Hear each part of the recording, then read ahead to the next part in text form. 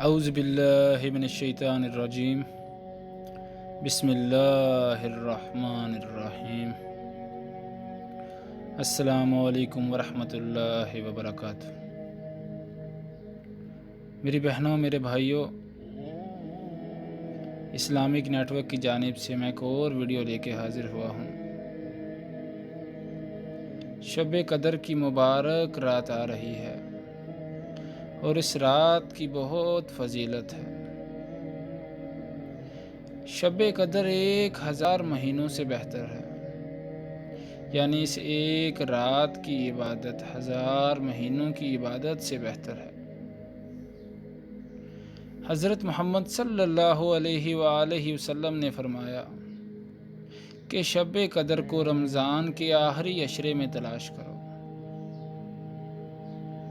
میری بہنوں میرے بھائیوں، آپ صلی اللہ علیہ وآلہ وسلم کے امتی ہونے کی وجہ سے ہم پر اللہ کا یہ احسان عظیم ہے کہ اس نے عمر کے اس حصے میں ہمیں زیادہ سے زیادہ ثواب حاصل کرنے کی سہولت عطا فرمائی ہے، اور ہم سب مسلمانوں کو چاہیے کہ اللہ کی اس عظیم رات سے فائدہ اٹھائیں اور اپنے گناہوں کی بخشش کروا لیں۔ ہو سکتا ہے یہ ہمارا آخری رمضان ہو۔ میری بہنوں میرے بھائیوں، 27ویں شب کو 4 رکعت نماز نفل پڑھے اور ہر رکعت میں بعد سورہ فاتحہ 3 بار سورہ قدر اور 50 بار سورہ اخلاص پڑھیں، اور بعد سلام سجدے میں سر رکھ کر 70 مرتبہ یہ کلمات پڑھیں: سبحان اللہ والحمد للہ ولا الہ الا اللہ واللہ اکبر۔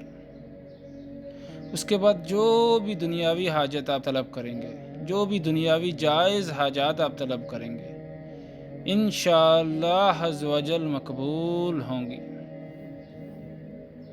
اس کے علاوہ 27ویں شب کو سورہ ملک 7 مرتبہ پڑھنا مغفرت کے لیے اور گناہوں کی بخشش کے لیے بہت افضل درجہ رکھتی ہے۔ میری بہنوں میرے بھائیوں، شب قدر میں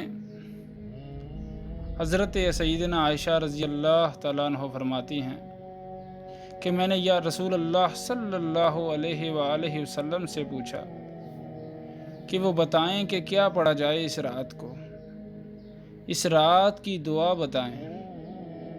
تو رسول اللہ صلی اللہ علیہ وآلہ وسلم نے فرمایا